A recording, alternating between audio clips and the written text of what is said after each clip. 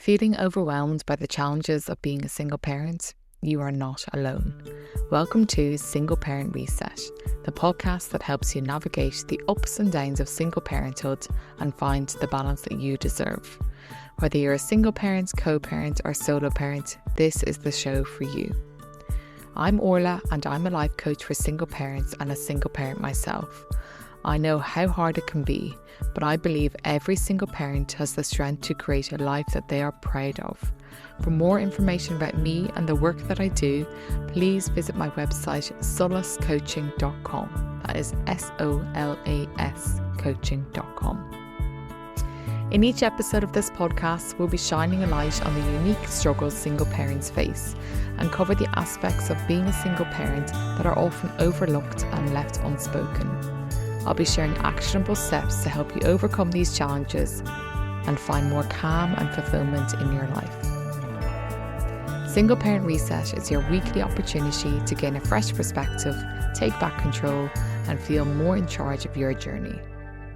Have you ever been going about your day, having a lovely time with your children, when out of what seems like nowhere, they throw you a completely unexpected question that you don't even know where to start answering? It could be as simple as, why don't you and dad live together? But it can feel like someone has just thrown a live bomb at you and you have no idea what to say next, and you're terrified you might say the wrong thing, or perhaps you don't even know the answer yourself. If you struggle with this and you want to be more confident in your ability to answer these curious questions from your kids with ease, then you're going to definitely want to listen to today's episode. I will talk you through step by step what to do next time your child asks you one of those awkward and uncomfortable questions.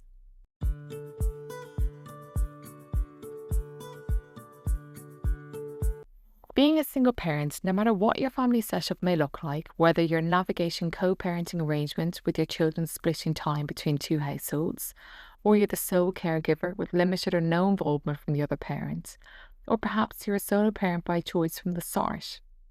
Whatever your setup is, it does mean that you're living outside the traditional family setup that is generally represented in society, whereas single parents are all too often either underrepresented or misrepresented altogether.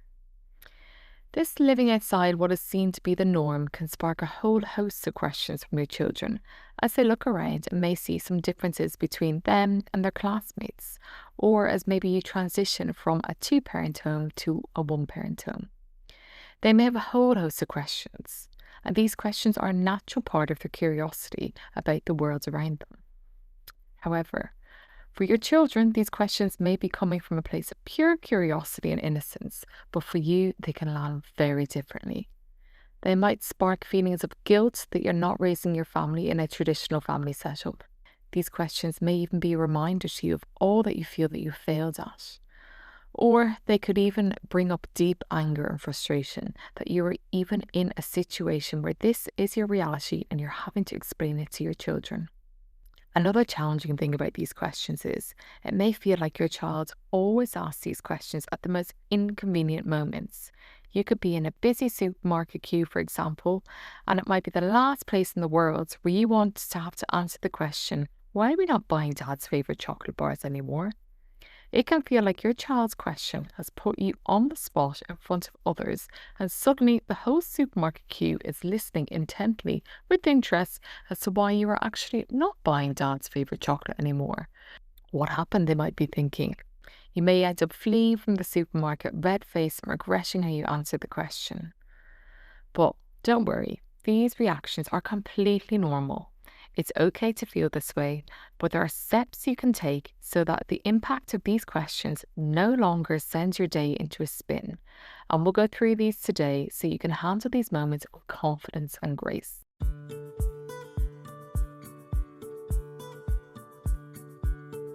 After last Christmas, my son and I were in Dublin Airport flying back to London after spending Christmas with my family. We were killing time and wandering through the shops as we looked at all the shamrock and blazon merchandise that lined many of the shops in Dublin Airport. A local handmade jewellery stand caught my eye, so I stopped to have a look. We had a really enjoyable Christmas and I was on a high after a fab few days at home. My son, who I must say, his least favourite activity is wandering around shops. So, in his restless state, he asked me what I was doing to try and hurry me up so that we can get out of the shop and go to the gate where he could sit and play with his toys. I told him I was just looking at this lovely jewellery, which, by the way, I had no intention of buying, but one can dream. Anyway, my son then stopped and looked at the jewellery, and out of nowhere pointed to the rings and said, "They look like wedding rings." And in what seemed like his loudest and clearest voice, he then went on to say, "Why don't you have a wedding ring? You should have a wedding ring." I felt that initial, "Oh dear God, this is absolutely mortifying" moment start. But luckily, as I am now 4 years into being a single parent, I am well versed with these unexpected, fully loaded questions being fired at me in the most public of settings, and I was able to field the question about my lack of wedding ring with ease. This, unfortunately, was not always the case, and I'm sure many of you can think of times when your children have caught you off guard with the most innocent of questions to them, but to you it has been the tipping point to send you spiraling, feeling overwhelmed by negative feelings and questioning all your life decisions up until this point. This is completely normal. Kids are curious creatures, and of course they're going to ask questions with complete disregard for the impact on your emotions, or even thinking about if this is an appropriate time to ask the question. And whilst we can't unfortunately stop the questions coming, we can look at strategies we can practice to put in place to make sure that you can handle these unexpected, emotionally triggering at times questions, no matter how inappropriate the timing and the setting may be. And that is what we will talk about now. What to actually say and do when you are caught off guard and it suddenly feels like you are living that dream when you turn up to school or work naked.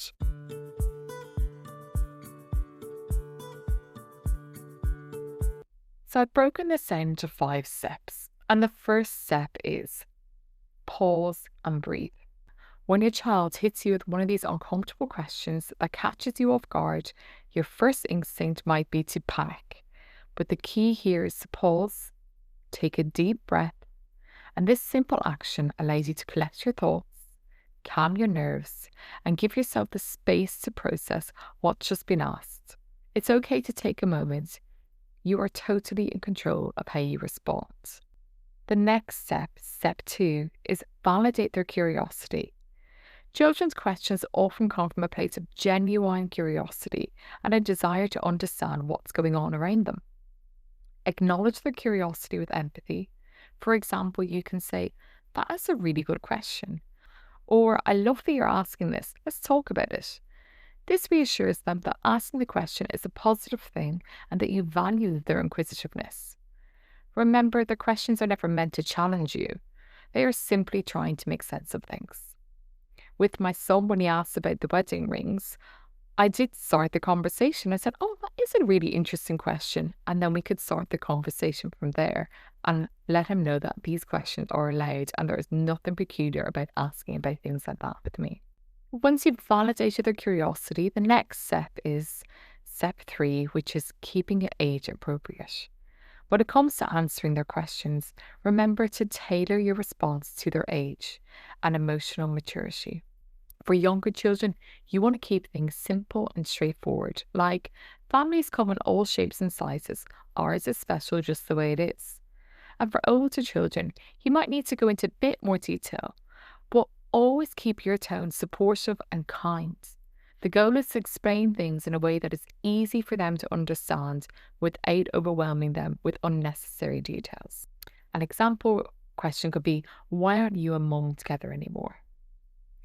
For younger children, you could say, "Sometimes people decide they work better as friends than as married people, and that's okay."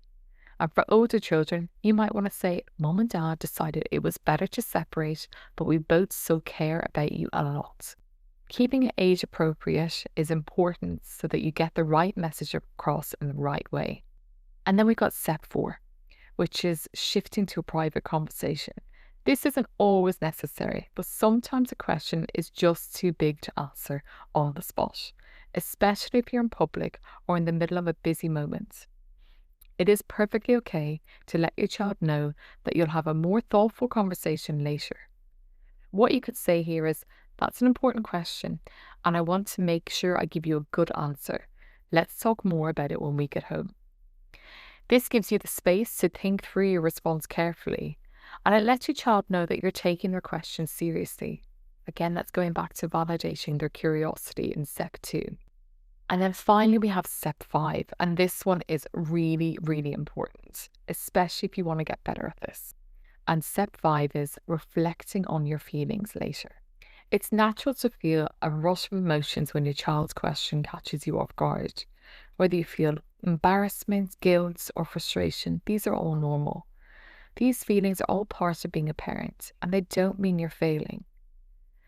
Take some time to reflect on how you're feeling and remind yourself that every family is unique and worthy of love and pride, just as it is. These moments are powerful opportunities to connect with your child, so never ignore the question.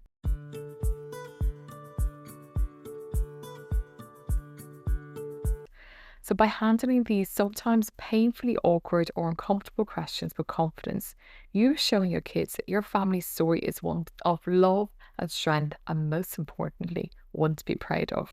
By practicing these 5 steps, you'll be prepared to handle any tricky question with grace, no matter when or where it comes.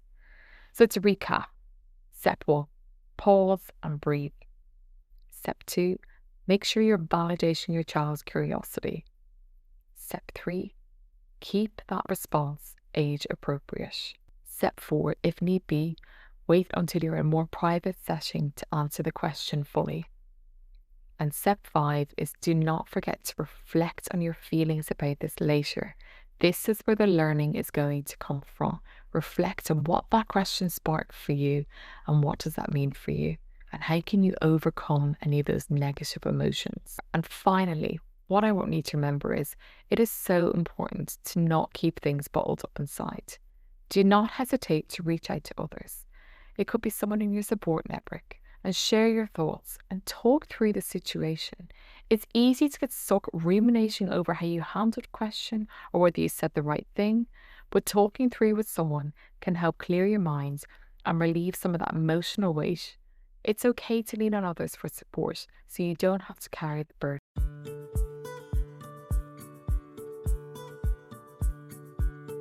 There's no denying it that yes, these surprise questions from our children at times can leave you feeling exposed, embarrassed, or even ashamed. It may feel like the world is listening and judging, and all you want to do is have the ground swallow you up. But remember, you're not alone in this challenge. Many single parents face this pretty much every day. Children are naturally curious, and their questions don't always come at the right time. But what does matter is how you respond in those moments. Think back to a recent time when a child sprung a question on you you were not expecting. How could you have responded differently using the 5 steps we discussed today?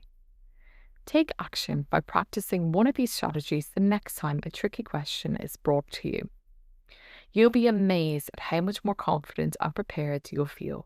Thank you so much for listening to this week's episode of Single Parent Reset. You have taken 15 minutes out of your day to do something for you, and that alone is a step in the right direction towards living a life you deserve. In next week's episode, we're going to be looking at overwhelm and looking at how it shows up for you and why it can happen, and then also what you can do to overcome overwhelm so that you can bring some more balance to your life. If you're interested in working with me one-to-one, please go to my website solacecoaching.com for further details. And don't forget to follow my Instagram page @solacecoaching for more insightful content on living a life to be proud of as a single parent. As always, if you find this episode useful, please share with your friends and family. And remember, many single parents may seem like they have it all together, but this could be exactly what they need to help them move forward today.